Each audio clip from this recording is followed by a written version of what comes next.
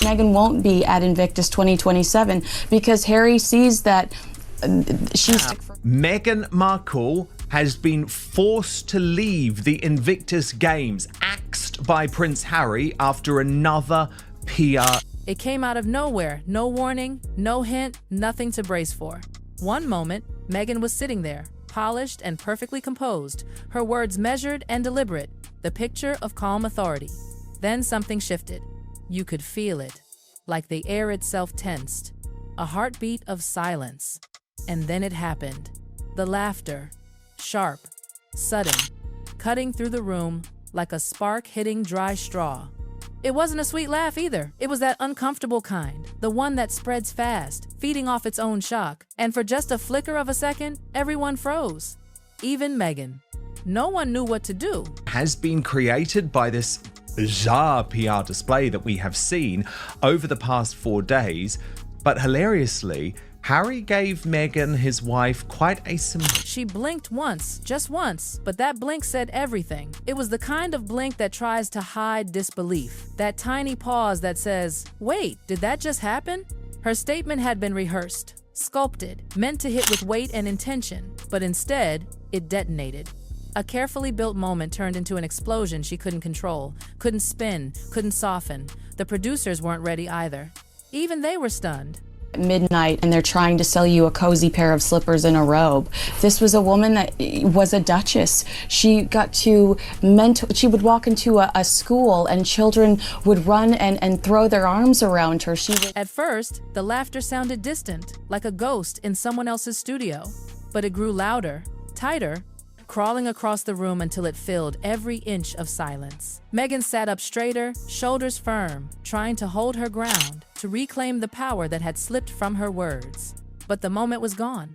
The crowd had taken it, and they weren't giving it back. Meghan Markle asked to leave the Invictus Games early. That is sort of the rumor that is swirling after Meghan flew home via private jet, by the way, with many, many bags of luggage, which probably included all her many. Behind the scenes, it was chaos in slow motion. A producer leaned forward, headset crackling. A stage manager shot a look toward the control booth. No one said it, but everyone knew this wasn't just awkward TV. This was the kind of moment that sends a ripple far beyond the studio. Because humiliation on live television is one thing, but humiliation tangled up with royal politics, that's a storm waiting to blow. encouraging herself to throw her down a snow slope. Watch. Handles there. No. Okay, let me know when we're clear on 4. Meghan tried to keep her voice steady, sharp around the edges now. You could hear the tension cutting through her sentences, like someone forcing calm through clenched teeth. She smiled tight, brittle, but the energy in the room had changed. The laughter faded into a strange, heavy quiet. The kind of quiet that exposes everything. This wasn't just an awkward stumble. Something deeper had cracked open. Children, but of course this got all the rumor mill churning because Meghan Markle likes to make a spectacle of herself at the Invictus Games. Her and Harry's very much excessive PD. And while she kept talking, pretending everything was fine, the damage was already done. Whispers started backstage, quiet but spreading fast. From that studio, to the control room, to inboxes miles away. Then across the ocean to the one place she never wanted it to reach first, the palace. Because that laughter, it wasn't random, it wasn't harmless, it was a signal.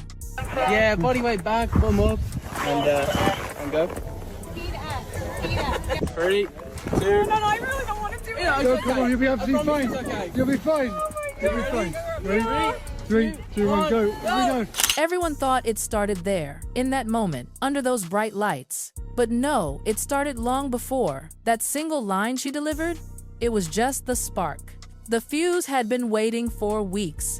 Meghan's team had spent days crafting that message, a subtle reset of her image, a new narrative, a careful reframe. She wasn't just speaking, she was positioning.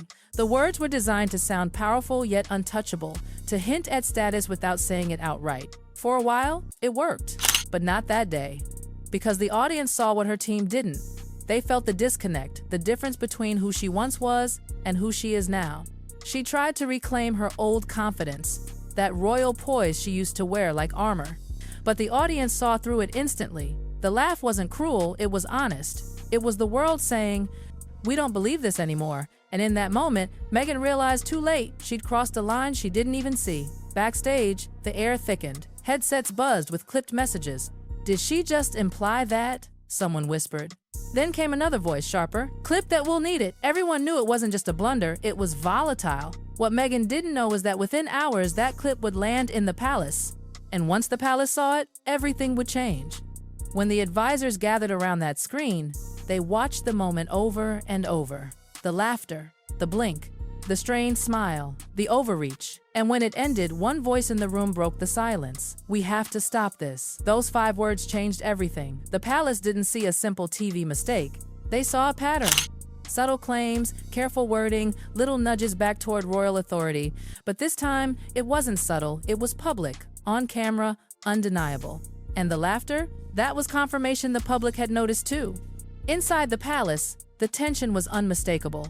Advisors compared it to past incidents, old interviews, branding choices, quiet remarks that blurred the royal boundary. Until now, they'd stayed silent. But this was the final straw. Because laughter can't be reinterpreted.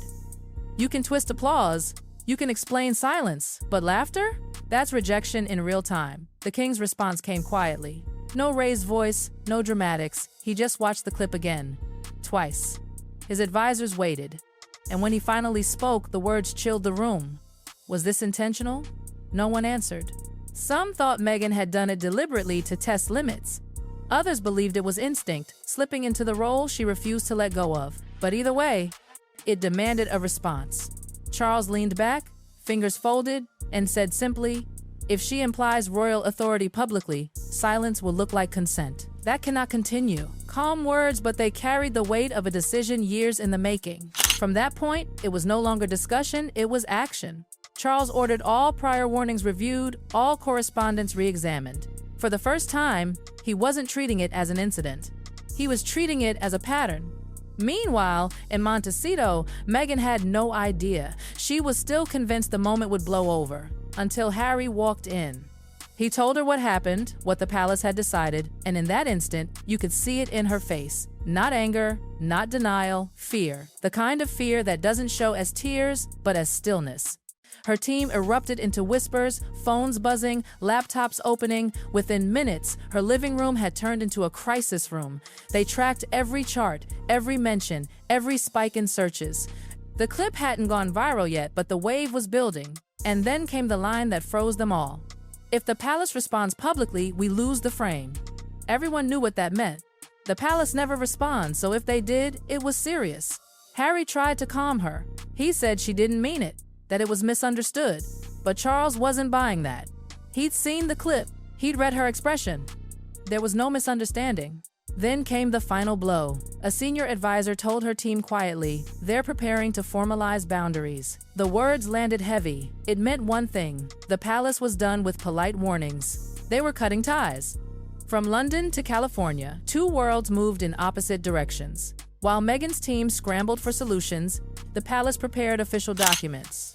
Restrictions, clarifications, new rules defining exactly what she could and couldn't claim. "This isn't punishment," an aide said. "It's protection." And Charles sealed it with one line. "The monarchy is defined by those who serve it, not those who left it." Then came the sound that marked the end of an era, the click of his pen, signing the authorization. Quiet, but final. The decision wasn't meant to leak, but it did. They always do. Within hours, journalists caught wind. Headlines hinted, the palace has moved. Questions flooded the media cycle. What had she done? Why now? By the next morning, the story was everywhere. Clips of the audience laughing were replayed endlessly. Commentators dissected every word. Late-night hosts joked about the moment that broke the room. And all while Meghan's team tried to control the narrative, the palace stayed silent. That silence was louder than any statement. A royal correspondent finally dropped the bombshell. A major report was coming verified, high-level and directly tied to the palace's new directive. It didn't name her, but it didn't need to. When the report aired, it was brutal in its restraint, calm, unemotional, but every word cut deep. The monarchy had formally redefined the boundary between itself and anyone no longer serving within it. That one sentence erased any doubt. At her home, the room went still. Harry whispered, "It's over." 2 words, and the air vanished. Meghan stared at the screen, silent, processing. Because this wasn't just a public embarrassment, it was the end of her royal identity. Her team rushed to offer fixes, statements, interviews, spin, but she wasn't listening. The line echoing in her mind was clear. The monarchy will no longer recognize or respond to public implications of royal authority. Finally, she stood, voice cold but calm. They think this ends the story. It doesn't. And that's where the real twist began. Because while the palace deals in protocol and permanence, Meghan deals in narrative. And now that they've drawn their line in ink, she's already planning how to cross it. Her silence stretched longer than anyone in that room could stand. The screen still glowed with the palace's statement, but Meghan didn't move. Her jaw was tight, eyes unfocused, like she was staring through the words, not at them. The team around her stayed frozen, waiting for the explosion that never came. When she finally spoke, her voice wasn't loud, it was sharp, steady, and dangerously calm. "They think this will silence me," she said softly, almost like she was talking to herself. But it won't. That one line changed the temperature in the room. Her team exchanged worried looks. They'd seen this before, the calm before Meghan pushed back harder than anyone expected. Harry stepped forward, quietly pleading, "Meg, please, don't make this worse. Let it cool down." But she turned to him, eyes cold, unblinking. "Cool down?" she said, almost in disbelief. "They just erased me." Her voice trembled, not from weakness, but from fury buried beneath control. She'd been humiliated before, criticized before. But this was different. This was her being cut out of the story she helped write. Her PR strategist tried to step in. "We can control this," she said quickly. "We can spin it, reframe it as unfair, outdated, patriarchal, something that rallies sympathy again." But Meghan wasn't listening. She was pacing now, back and forth, each step sharper than the last. "They've built a wall," she muttered.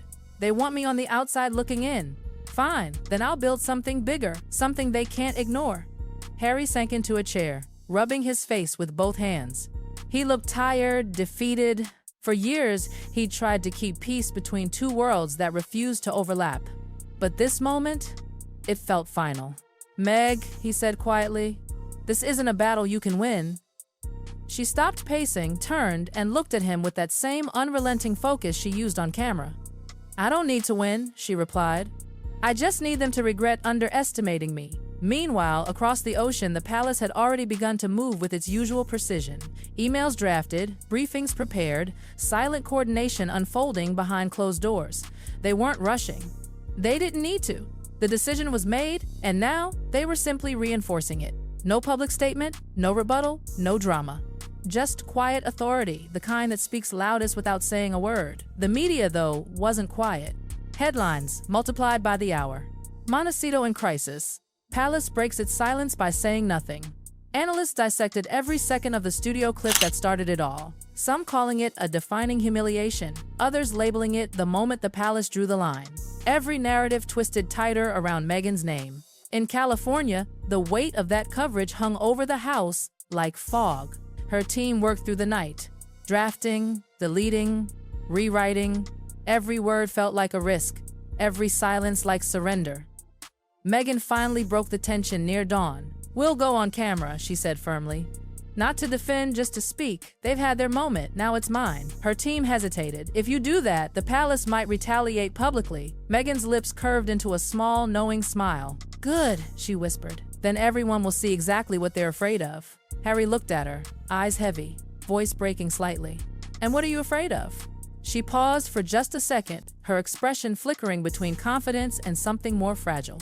"Silence," she admitted. "I've spent my life fighting it." And as the first light of morning hit the room, it became painfully clear Meghan wasn't retreating. She was recalculating. The palace had drawn its line in ink, but Meghan had already picked up her pen. The next move, whatever it was, would be hers.